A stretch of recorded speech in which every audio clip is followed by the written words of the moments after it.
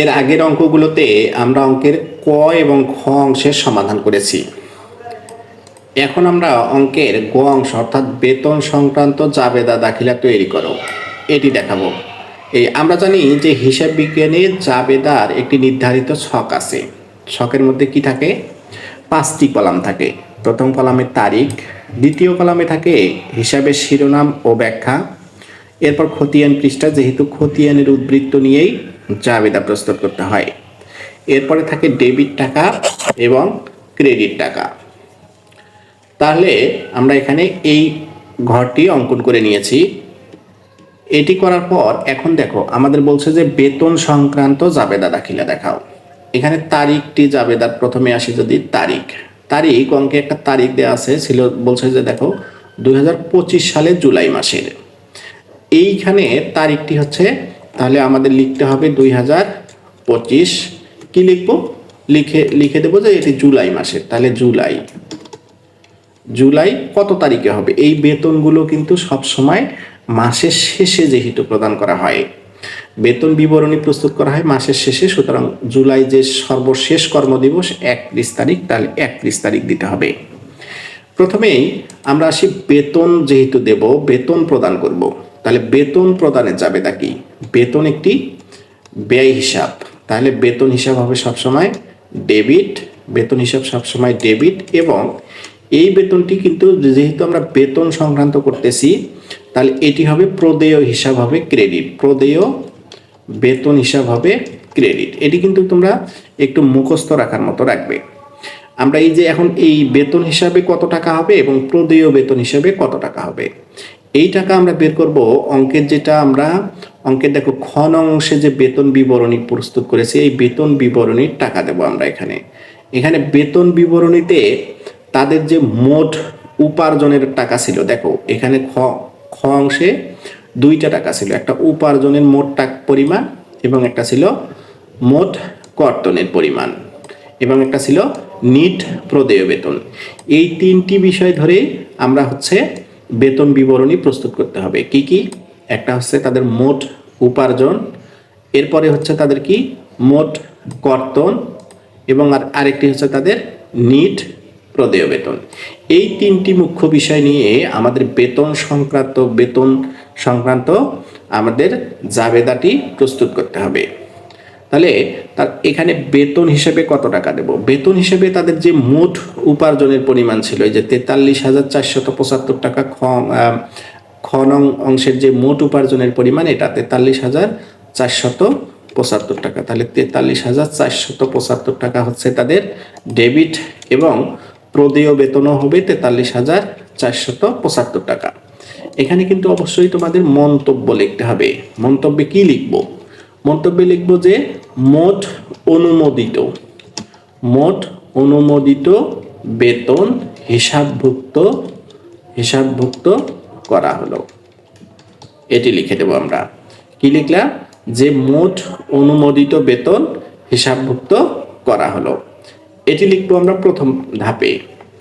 এর পরবর্তী ধাপে এসে আমরা আবার করব, এখানে লিখব 2025 তো থাকবেই। এটি করার পর মনে রাখবে যে এটি যখন প্রস্তুত হয়ে যাবে, তখন কিন্তু তোমাদের কি করতে হবে? অবশ্যই এখানে এই যে একটি করে ধাপ শেষ হবে, এখানে কিন্তু তোমাদের আন্ডারলাইন করতে হবে। তাহলে এটা বেতন সংক্রান্ত আমাদের একটা ধাপ গেল। এরপরে আসবে আবার কিন্তু আমাদের তারিখ দিতে হবে। কত তারিখ দেব? তারিখ দেব জুলাই 31 দিয়ে এখন পরবর্তী স্টেপে আসবে, এখানে যে আমরা প্রদেয় বেতন হিসাবটা ক্রেডিট করেছি, এই প্রদেয় বেতন হিসাবটা প্রথমেই ডেবিট করে নেব। তাহলে প্রদেয় বেতন হিসাব যেখানে ওটা আমরা ক্রেডিট করছি, এটাই এখানে আমরা প্রথমে এসে ডেবিট করব 43,475 টাকা। ডেবিট করার পর তাহলে ক্রেডিট কি হবে? ক্রেডিট হবে, প্রথমে দেখো এই অঙ্কে কিছু কর্তনের পরিমাণ ছিল। কি কি কর্তন ছিল? অঙ্কে কিন্তু কর্তন ছিল প্রভিডেন্ট ফান্ড, কল্যাণ তহবিল এবং আয়কর। এই 3টি ছিল তাদের কর্তন। তাহলে প্রভিডেন্ট ফান্ড আমরা প্রথমে লিখব। প্রদেয় বেতন হিসাবের পরে আমাদের লিখতে হবে প্রভিডেন্ট ফান্ড। তাহলে প্রভিডেন্ট ফান্ড এখানে লিখে দেই আমরা, প্রভিডেন্ট ফান্ড। এখানে দেখো প্রদেয় বেতন কিন্তু আমরা ডেবিট করেছি, তাহলে প্রভিডেন্ট ফান্ড একটা আছে, আর একটা কর্তন ছিল আমাদের কি কল্যাণ তহবিল, আরেকটি কর্তন ছিল আমাদের কল্যাণ তহবিল, তাহলে আমরা লিখবো যে কল্যাণ তহবিল, আরেকটি কর্তন ছিল আমাদের কি আয়কর। তাহলে আমরা কি করব, সব কর্তনগুলো এখানে আমরা লিখব। তাহলে আয়কর, প্রভিডেন্ট ফান্ডে কত টাকা ছিল, প্রভিডেন্ট ফান্ডে কোন টাকা বসবে, এখানে যেহেতু 3 জনের টাকা আমরা হিসাব করতেছি একবারে। দেখো প্রভিডেন্ট ফান্ডে তাদের মোট টাকার পরিমাণ ছিল 2,300 টাকা, তাহলে প্রভিডেন্ট ফান্ডের টাকা হবে 2,300 টাকা। এরপর কল্যাণ তহবিল, কল্যাণ তহবিলের টাকার পরিমাণ ছিল কত, কল্যাণ তহবিলে 3 জনের টাকার পরিমাণ ছিল 250 টাকা, তাহলে আমরা দেব 250 টাকা। এরপর আয়কর, আয়করের 3 জনের আয়করের পরিমাণ ছিল 460 টাকা, তাহলে আমরা দেব 460 টাকা।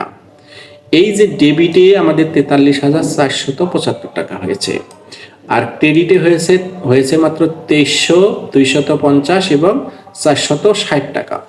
অবশিষ্ট অর্থাৎ নিট প্রদেয়, এখানে ছিল মোট উপার্জন, এই তিনটা ছিল কর্তন, তাহলে অবশিষ্ট যেটা টাকার নাম ছিল সেটার নাম কি ছিল, নিট প্রদেয় বেতন। এই যে নিট প্রদেয় বেতন অর্থাৎ 40,465 টাকা, অর্থাৎ 40,465 টাকা। এটি হচ্ছিল কি, এটি ছিল আমাদের কি অঙ্কের নিট, এই যে নিট প্রদেয় বেতন এটিকে প্রদান করতে হবে। কিভাবে প্রদান করব, লিখব যে প্রদেয়, এটি যেহেতু এটি প্রদেয় ভাউচার হিসাব, লিখব প্রদেয় ভাউচার হিসাব, অর্থাৎ এই যে 40,465 টাকা অর্থাৎ 43,475 টাকা থেকে তাদের যে 3 জনের কর্তন বাদ দিছি, বাদ দেওয়ার পরে যে নিট প্রদেয় বেতন ছিল, এই প্রদেয় বেতনটাকে আমরা একটা ভাউচার করে নিলাম। কত টাকার ভাউচার করে নিলাম, 4,465 টাকা। এই 4,465 টাকাকে আমরা কি করব, ভাউচার করে নিয়ে ওটাকে পরিশোধ করতে হবে। তাহলে আমরা লিখব কি, যে নিট বেতন ও বিবিধ কর্তন, এখানে যে কর্তনগুলো ছিল বিবিধ কর্তন হিসাবভুক্ত করা হলো, লিখব হিসাবভুক্ত করা হলো, লিখে দিলাম। এইটি লেখার পর আমরা জানি যে জাবেদা যখন আমরা করি তখন হচ্ছে কি করতে হয়, আমাদের প্রত্যেকটা স্টেপকে, প্রত্যেকটা ভাগকে এখানে আমাদের ক্লোজ করতে হয়। তাহলে ক্লোজ করে দেবো আমরা এটা। তাহলে এখানে আমরা এটা করার পরে কি করব, এটি আমরা এখানে কি করব, এটি ক্লোজ করে দেব। এটি ক্লোজ করার পর আমরা এটা এখন কি করব, এটা এখন ক্লোজ করে দেব। ক্লোজ করার জন্য আমরা এখানে এই যে এই সর্বশেষ লেখায় টান দিলাম। এরপরে এই যে নিট 40,465 টাকা আছে, এটা কি করে নিয়েছি আমরা, ভাউচার করে নিয়েছি। এই যে প্রদেয় ভাউচার হিসাব, এই প্রদেয় ভাউচার হিসাবকে আমরা প্রথমে, এটা ক্রেডিট ছিল, এটাকেই প্রথমে আমরা এখন ডেবিট করে নেব। তাহলে ডেবিট করে নিলাম। তাহলে ক্রেডিট কি হবে, ক্রেডিট হবে এই যে ভাউচারের টাকা, এখন আমরা এটাকে নগদে পরিশোধ করব। তাহলে নগদে পরিশোধ করার কারণে নগদান হিসাব হবে আমাদের ক্রেডিট। তাহলে এটি করলাম কি, প্রদেয় ভাউচারে কত টাকা ছিল, 40,465 টাকা, এবং এই 40,465 টাকাকে আমরা এখন পরিশোধ করলাম, 40,465 টাকা। এটাকে আমরা ভাউচার করে নিয়ে এটাকে আমরা পরিশোধ দেখাবো। কিভাবে পরিশোধ দেখালাম, নগদে পরিশোধ, দায় পরিশোধের নিয়ম হচ্ছে প্রদেয় ওই দায়টা ডেবিট এবং নগদান হিসাব ক্রেডিট।